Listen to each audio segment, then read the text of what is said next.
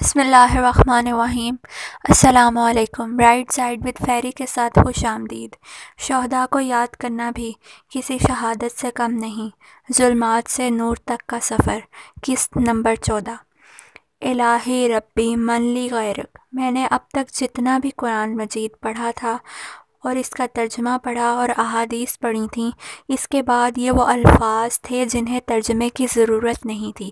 میرے دل نے بھی پکارا، میرا تیرے سوا کوئی رب نہیں۔ دل کی گواہی پر آنکھیں بھی باوضو ہو گئیں۔ انہی باوضو آنکھوں سے میں حرم کے ارد گرد دیکھ رہا تھا کہ مہدی نے میری توجہ سنہری جالیوں سے بنی ہوئی خوبصورت ذریعہ مبارک کی طرف کروائی۔ میں سمجھ گیا کہ یہ مرکد مبارک کی زری ہے۔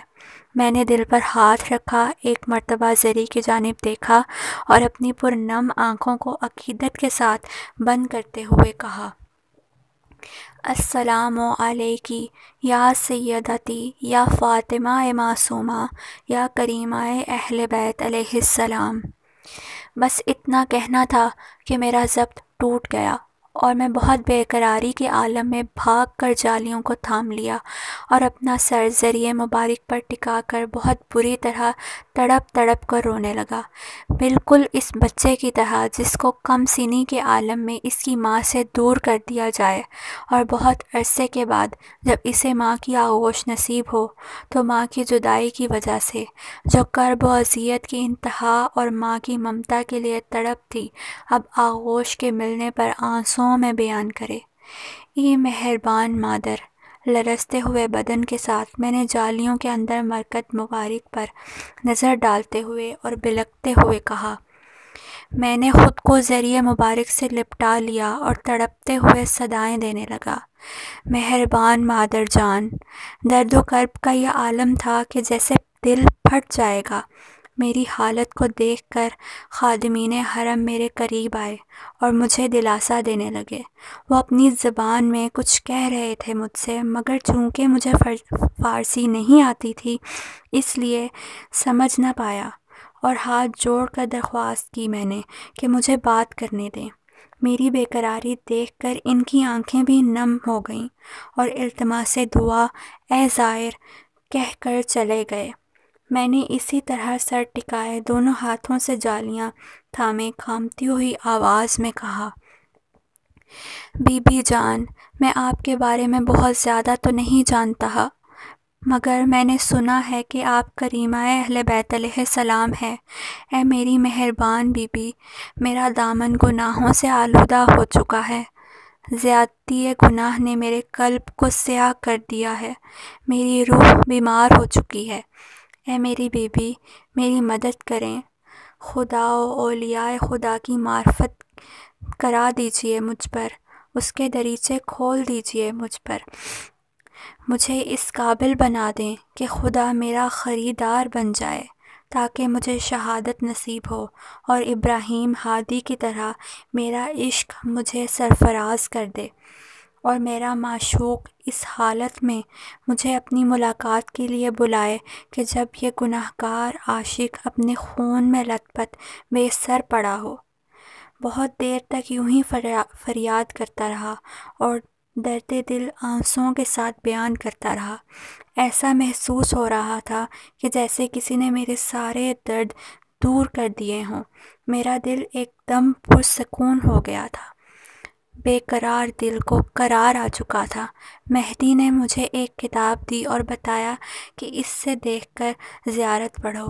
زیارت و نوافل پڑھنے کے بعد دعائے کمیل کی محفل میں آئے جو کہ اپنے اختتام پر تھی۔ دعا ختم ہوئی اور اس کے بعد مہدی نے کہا، تم نے سفر کیا ہے، تھکے ہوئے ہوگے، صبح آ جائیں گے، چلو اب گھر چلیں۔ دوبارہ سلام کیا اور صحن مبارک کے خارجی دروازے کی جانب بڑھے۔ میں حرم مبارک کے صحن کے وسط میں وضو کے لیے بنائے گئے حوض کو دیکھ کر دل ہی دل میں پانی کے فوارے اور جگمگاتی روشنیوں سے محسوس ہو رہا تھا کہ اچانک پیچھے سے آنے والی نہایت معصوم آواز پر ہم نے پلٹ کر دیکھا، مہدی بھائی، ماں کی دوائیاں لیتے آئیے گا، ان کی طبیعت کچھ بگڑ گئی ہے رشک کی وجہ سے، میں انہیں گھر لے کر جا رہی ہوں۔ میں سمجھ گیا کہ وہ فاطمہ ہے، مہدی کی بہن۔ اس ایک نظر نے میرے اندر ہلچل مچا دی۔ وہ سر سے پاؤں تک کالی چادر میں خود کو چھپائے اور ایک ہاتھ سے چادر کا پلو اپنے معصوم چہرے پر کھینچتے ہوئے پریشانی کے عالم میں مہدی سے کہہ رہی تھی۔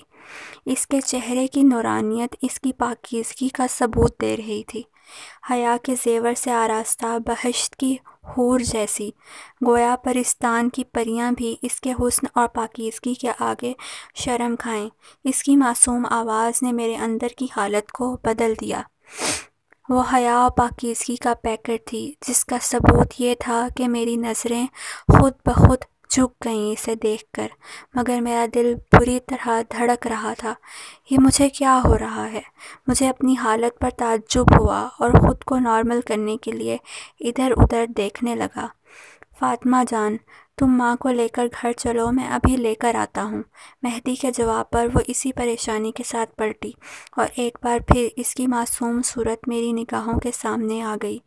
ہم میڈیکل سٹور کی طرف بڑھے اور میں نے اپنی کیفیت کو بدلنے کے لیے راستے میں نظر آنے والی چیزوں کے متعلق سوال کرنے لگا۔ مہدی بھی مجھے پہچان کروانے کی غرض سے تفصیل بتانے لگا۔ دوائیاں لے کر گھر پہنچے۔ کافی دیر کے بعد مہدی میرے پاس آیا۔ آنٹی جان کی طبیعت کیسی ہے اب؟ میں نے سوال کیا۔ خدا کا کرم ہے، اب بہتر ہیں، تم سو جاؤ، صبح جانا بھی ہے تمہارے داخلے کے سلسلے میں حوضہ میں، ایک آغا محترم سے وقت لیا ہوا ہے۔ میں نے سونے کے لیے آنکھیں بند کیں۔ نیند کی آغوش میں جانے سے قبل جو عکس میری آنکھوں میں تھا وہ فاطمہ کی معصوم پاکیزہ صورت تھی۔ صبح ہوئی، نماز، ناشتہ کرنے کے بعد ہم حوضہ المصطفیٰ میں گئے۔ ایک عالم سے ملاقات ہوئی جنہیں مہدی آغا جانم کہہ کر مخاطب کر رہا تھا۔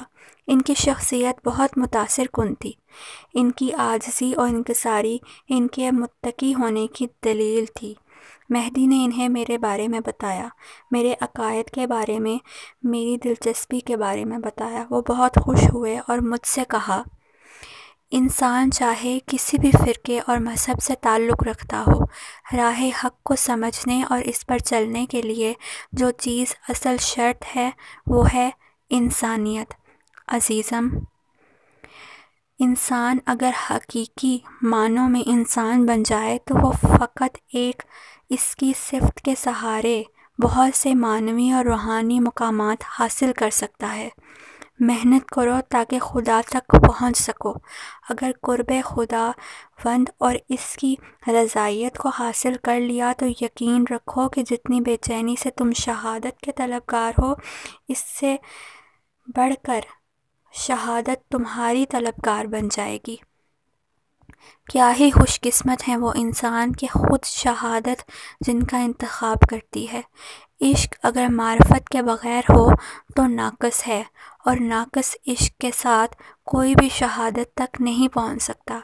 مجھے داخلہ مل گیا اور میری تعلیم کے ساتھ ساتھ مہدی کی مدد سے سپاہ کی ٹریننگ بھی جاری ہو گئی۔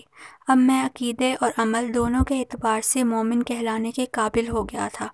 مجھے صبر کرنے اور اپنے عشق کو پانے کی بہت جلدی تھی اور معرفت و شعور کے اعتبار سے بھی میں اس قابل ہو گیا تھا۔ مجھے ایران آئے ہوئے 1 سال ہو گیا تھا۔ اس عرصے میں کچھ دنوں کے لیے فقط پاکستان گیا تھا ڈگری مکمل کرنے۔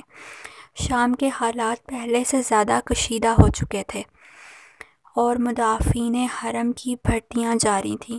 وہ دن میری زندگی کا بہت حسین دن تھا جس دن مجھے یہ خبر ملی کہ اب کی بار محاذ پر مدافع حرم بن کر جانے والوں میں میرا نام بھی شامل ہے، مگر پاکستان سے ملنے والی خبر نے مجھے توڑ کر رکھ دیا۔ جاری ہے۔ مزید جاننے کے لیے رائٹ سائڈ ود فیری کو سبسکرائب کریں اور ہماری ویڈیوز کو لائک اور شیئر کریں۔ بہت شکریہ۔